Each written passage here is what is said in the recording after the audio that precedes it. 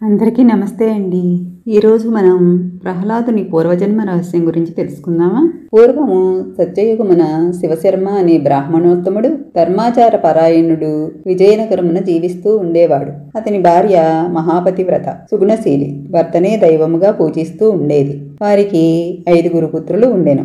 ఆ 5 పుత్రులు కూడా భక్తి కలిగి తల్లిదండ్రులను పూజిస్తూ వారి ధర్మాన్ని ఆచరిస్తూ ఉండేవారు. శివశర్మ తన 4 పుత్రులు విష్ణులోకమునకు వెళ్లిన తర్వాత మిగిలిన 5వ పుత్రుడు సోమశర్మను పిలిచి అతని చేతికి 4వ కుమారుడు తెచ్చి ఇచ్చిన అమృత కలశమును ఇచ్చి జాగ్రత్త చేయమని చెప్పి తన భార్యతో కలిసి తీర్థయాత్రలకు బయలుదేరి వెళ్ళాను. ఇలా దాదాపుగా 10 సంవత్సరములు శివశర్మ తన భార్యతో కలిసి అన్ని తీర్థములు తిరిగి తమ ఇంటికి చేరుకునే సమయమునకు శివశర్మ తపోబలంతో అతనికి అతని భార్యకి కూడా కుష్ఠరోగం వచ్చేలా చేశాడు. ఆ కుష్ఠరోగంతో బాధపడుతూ ఇంటికి తిరిగి వచ్చిన తల్లిదండ్రులను చూసిన సోమశర్మ అత్యంత విస్మయం చెందాడు. ఓ తండ్రి, తమరు నిత్యం అత్యంత నియమనిష్ఠులతో ఉంటారు. అటువంటి కల్మషరహితులైన మీకు ఇట్టి అవస్థ ఏ పాపము వలన కలిగినదో దయచేసి చెప్పండి అని నీరు నిండిన కన్నులతో అడిగెను. సోమశర్మ మాటలు విన్న శివశర్మ, మేము పూర్వజన్మలలో ఏదో పాపం చేసే ఉంటాం. దాని నివృత్తి కొరకు ఇప్పుడు ఈ విధంగా శిక్ష అనుభవించవలసి వచ్చింది. పూర్వం చేసిన కర్మలకు ఫలములు తప్పక అనుభవించవలసిందే కదా.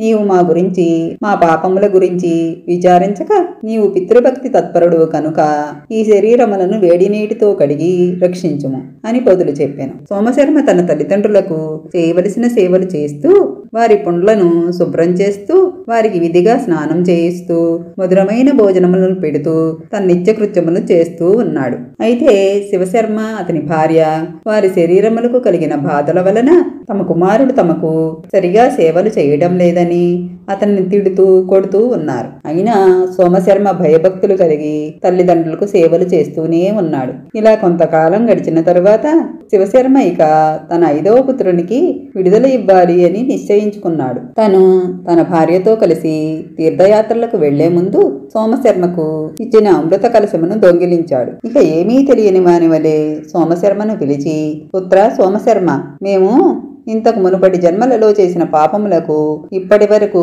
మేము అనుభవించిన శారీరక క్లేశం సరిపోతుంది కనుక మేము ఇక ఈ బాధ నుండి విముక్తి పొందదలచాం. కనుక నేను నీకు ఇంతకు మునుపు ఇచ్చిన అమృత కలశమును తెచ్చి ఇవ్వుము అని అడిగాను. తండ్రి కోరిక మేరకు అమృతం ఇవ్వడానికి చూడగా సోమశర్మకు అమృత కలశం కనిపించలేదు. ఈ విషయం తన తండ్రికి తెలిసినచో బాధపడతాడని తలచి తన తపశ్శక్తితో విష్ణుమూర్తిని ప్రసన్నం చేసుకుని మరొక అమృత కలశం సంపాదించి తెచ్చి తన తండ్రికి ఇచ్చెను. తన పుత్రుని పితృభక్తిని చూసి అమితానందం పొందిన శివశర్మ తన భార్యతో కూడా తన నిజ రూపం పొందిరి. అప్పుడు శివశర్మ సోమశర్మతో, ఓ పుత్ర, నీ భక్తికి మేము అత్యంత ప్రసన్నులం అయ్యాం. నీవు ఇంకొంతకాలం ఈ భూమిపై ఉండవలసి ఉన్నది కనుక నీవు నిత్యం ధర్మాచరణలో ఉండుము. నీకు ఉన్నత పదవులు సిద్ధించగలవు అని ఆశీర్వదించి వారు విష్ణులోకమునకు చేరుకున్నారు. సోమశర్మ తపస్సు చేసుకుంటూ ఉన్నాడు. ఇలా కొంతకాలం గడిచింది. సోమశర్మకు అంతిమ గడియలు సమీపించగానే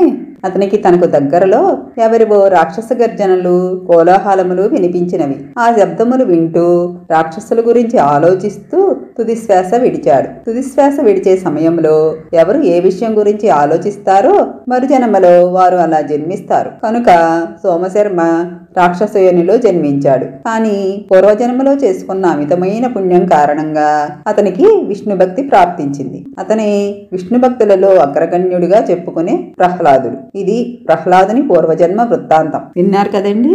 అందుకే మనం ప్రతి క్షణం భగవన్నామమును స్మరించుకుంటూ ఉండాలి.